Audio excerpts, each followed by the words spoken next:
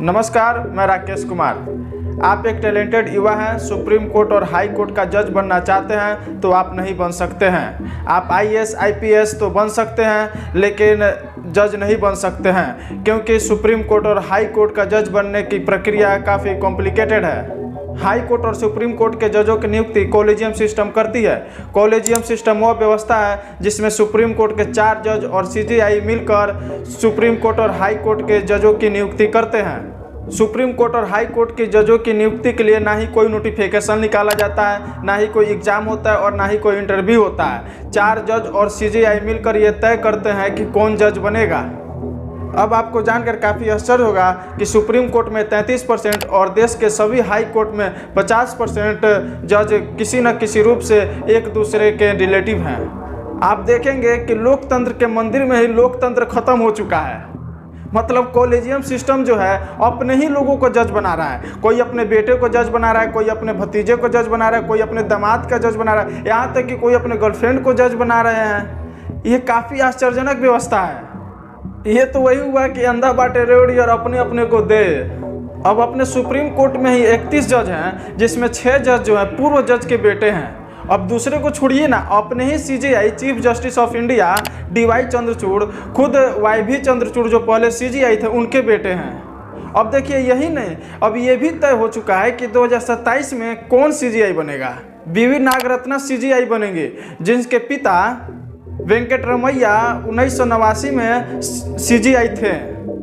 इसी वजह से कॉलेजियम सिस्टम के जजों और सरकार के बीच लगातार विवाद बना ही रहता है। यहाँ तक कि भारत के कानून मंत्री किरण रिजिजू और कॉलेजियम सिस्टम के जजों के बीच विवाद बढ़ गया, जिसके कारण बाद में भारत सरकार ने किरण रिजिजू को कानून मंत्री से हटा दिया और अर्जुन राम मेघवाल को कानून मंत्री नियुक्त किया। 26 नवंबर 2023 को राष्ट्रपति भी इस मुद्दे पर कानून मंत्री और सीजेआई के सामने अपनी बातों को रखा। प्रेसिडेंट होने के बाद मुझे बहुत सारे central universities, state universities, IIM, IIT, बहुत सारे अनुष्ठान मुझे जाना पड़ता है। मैं बहुत भाग्यशाली हूँ।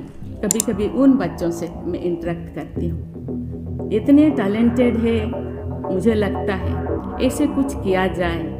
कभी कभी मैं पूछती हूँ उनको, आप क्या बनना चाहते हैं? कोई तो IAS IPS कहते हैं, कोई कहते हैं नहीं, हम जुडिशियरी में जाना चाहते हैं। तो ऐसे कुछ किया जाए, वो बच्चे आसानी से यहाँ आ पाए। मुझे लगता है यंग है, टैलेंटेड है, एनर्जेटिक है। सरकार चाहती है कि जिस तरह से IAS IPS की नियुक्ति होती है, उसी तरह से राष्ट्रीय न्यायिक नियुक्ति आयोग बनाया जाए और जजों की नियुक्ति हो।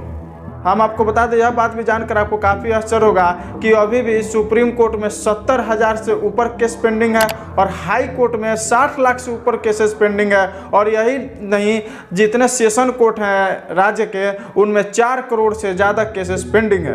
अब जजों की भारी किल्लत है। अब जजों की नियुक्ति कॉलेजियम सिस्टम द्वारा हो रहा है, अगर सरकार द्वारा होगी तो फिर केसों में कमी आएगी।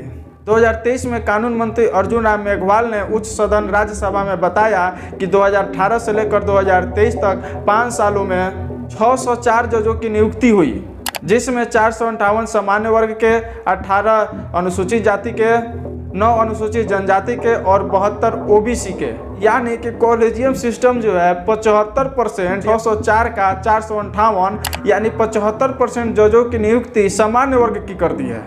अब आप देखेंगे कि जजों की नियुक्ति में किस तरह से भारी भेदभाव किया गया है। यहाँ पर आरक्षण काम नहीं करता है तो अपने ही लोगों की नियुक्ति कर दी गई है।